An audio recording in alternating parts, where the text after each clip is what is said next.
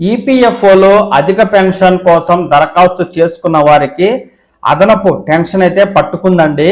EPFO అధికారులు అడిగిన వివరాలన్నీ సమర్పిస్తూనే ఉన్నా ఏదో ఒక కొత్త సమాచారాన్ని అడుగుతూ దానిని ధృవీకరించే పత్రాలు కావాలంటూ దరఖాస్తులను వెనక్కి పంపుతూ ఉండడంతో ఉద్యోగులలో ఆందోళన రేగుతూ ఉంది.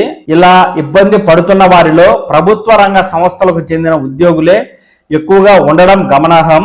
రాష్ట్రం నుంచి అధిక పెన్షన్ కోసం 3.3 లక్షల మంది దరఖాస్తులు సమర్పించారు.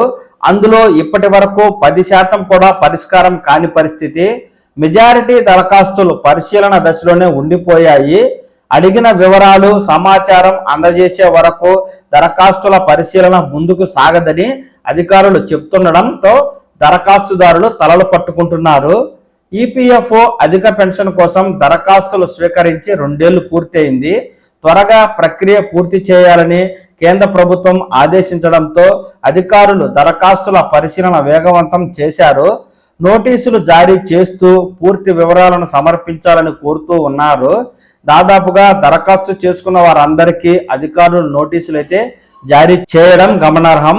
అధిక పెన్షన్కు అర్హత ఉన్నట్టు తేలిన వారికి ఎంత బకాయిలు ఉన్నాయి, ఎప్పటిలోగా చెల్లించాలనే వివరాలను చెబుతూ ఉన్నారు.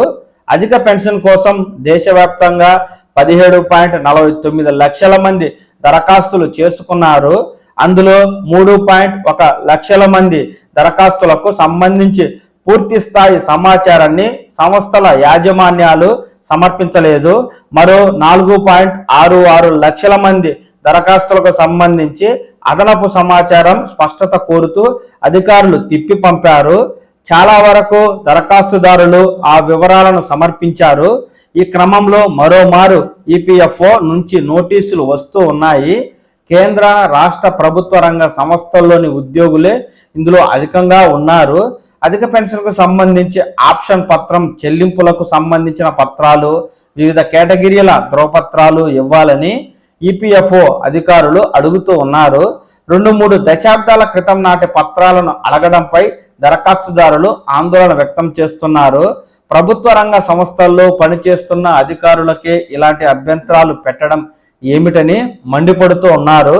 కేంద్ర రాష్ట్ర ప్రభుత్వ రంగ సంస్థల్లో పనిచేస్తున్న నేపథ్యంలో శాఖాపరంగా సమాచారాన్ని అడగవచ్చని, ఉన్నతాధికారులు ధృవీకరించే ఇచ్చే పత్రాలనైనా పరిగణలోకి తీసుకోవాలని కోరుతూ ఉన్నారు. కానీ ఉద్యోగులు సరైన ధృవపత్రాలు అందజేయాలని, వాటినే ప్రామాణికంగా తీసుకుంటామని ఈపీఎఫ్ఓ అధికారులు స్పష్టం చేస్తూ ఉన్నారు. ఈ క్రమంలో ప్రభుత్వ రంగ సంస్థల్లో పనిచేస్తున్న వారికి అధిక పెన్షన్ ప్రయోజనం కలిగేందుకు కేంద్ర రాష్ట్ర ప్రభుత్వాలు ప్రత్యేకంగా చొరవ తీసుకోవాలి అనే డిమాండ్ అయితే వినిపిస్తూ ఉంది.